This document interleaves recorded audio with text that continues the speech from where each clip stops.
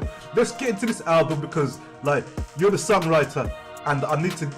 I'm a forensic when it comes to music and DJing and production, and I like to get behind what inspired artists to come with certain songs. A song that obviously touched me was The Rise. You know what I mean? So give me the inspiration behind what brought you to, and where was you when you made that song? Was it a studio thing or was you on you? It was a studio thing, but I remember like dating a guy and saying, you know what, I really want to get to know you, I really want to know your vibe. Take my hand and let's go through. You know, it was that, and then also writing it with Floetry as well, because we kind of rewrote what I bought. How'd you even hook up with Floetry? That was it. Well, we went to the same school, didn't we? And plus, roads cross. You know, we crossed roads in the journey of music and performance. And I was more closer to Marsha though from Floetry, so I know her very well.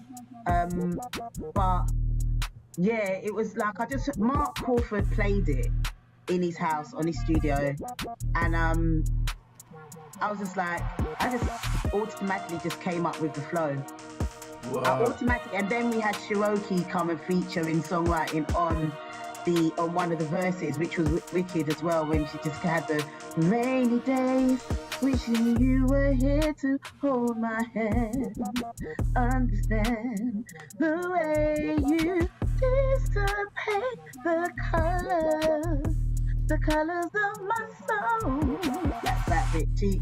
That was a wicked touch to the track, and it was just nice to have two powerful ladies collaborate with me on that amazing song Rise, and yeah, that was more of a studio, in the studio, and at Floetry's home as well. So these inspirations, right, are they things from the heart or just like observations? Always, sorry, I thought I turned that down. Always from the heart. I always write from the heart, and because that leads me on to Falling in Love. Falling in Love, I love that song because that was one of the first songs that was written before the album actually came together. And with Falling in Love, that was just in my head. That was the melody that just came in my head. That was like, and then I went to Gavin with the melody, and then Gavin did the chords and gave me the chords, so I can play that on the keyboard as well. But it was just like, I can play it and sing along with it, but it was just like, that song, I love that song because I wasn't in love with anybody at the time. Okay, and this was the question that I was. And it's just, I like that you're curious about it. I wasn't feeling no one, and it was difficult to sing that song at first because I was just like, I'm not feeling anyone.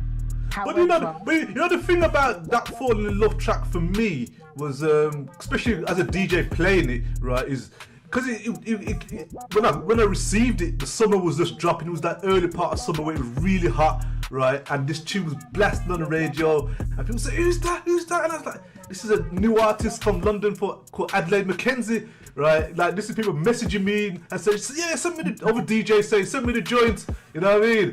And I noticed you've already done an interview with one of my colleagues from the radio, Mr. Shoe Doctor. Yes, he's amazing. Right, and I was listening to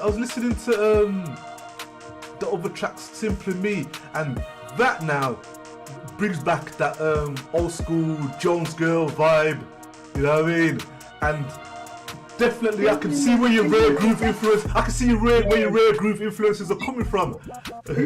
But you know what's funny about that? The Simply Me track, I didn't write that at all, and that was probably one of the most simplest songs, but mainly a little bit difficult for me to really get.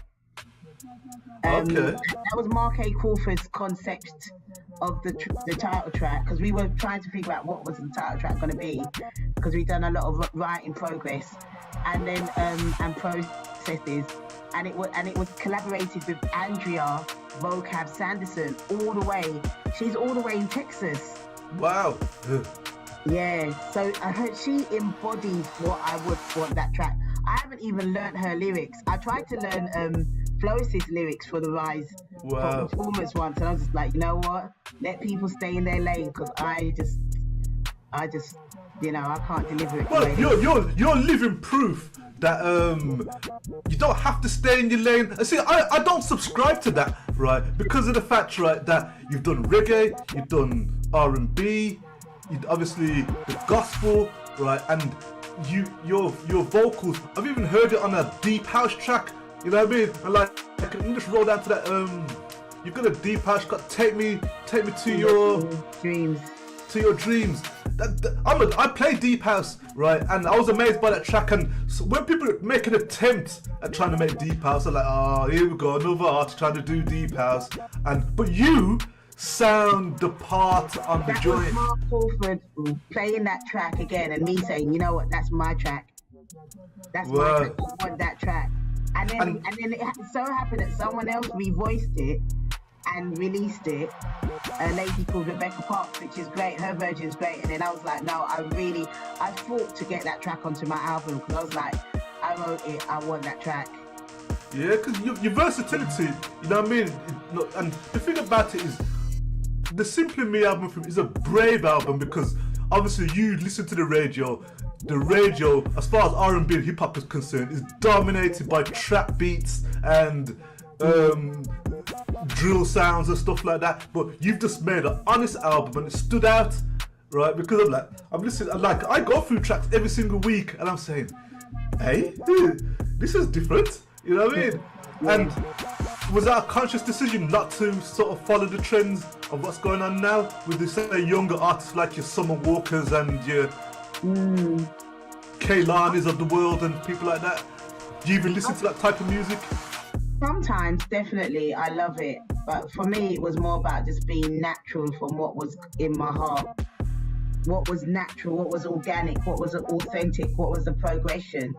And it was like, when I hear a song and I naturally songwrite, or I can hear it in my head and it's over and over again and it has to be produced, it has to be released, then I'm going to stick to the authentic, like the spiritual DNA of what I can hear downloaded in my spirit. And I'm going to, definitely deliver on that. So was the intention on this album to make it like a crossover album as opposed to a all-out gospel album? Because I noticed that you got the one track Only God on the tune, and obviously I know you wanted to put some sort of gospel message in there somewhere, right? And that seemed to be the track what obviously took that mantle. And if you listen to Everybody, that is also influenced with gospel, of like just asking God, wow, you love everybody and you let anybody love you. God's got the capacity, in my belief, to do that. We don't. And we don't love, but he's all. But so my thing is about, it's my version of gospel. I'm very influenced by gospel, and it's just positive, influential, and it naturally crosses over. I'm just natural at that. That's what I'm amazing at, and I know it now, and I'm gonna embrace it. Okay, it's been a pleasure to talk to you. I do. Obviously, because I've not wanted to do any live lounges for a while because of the lockdown. But I really want to invite you up to the studio to come and do a live lounge for us on our stations.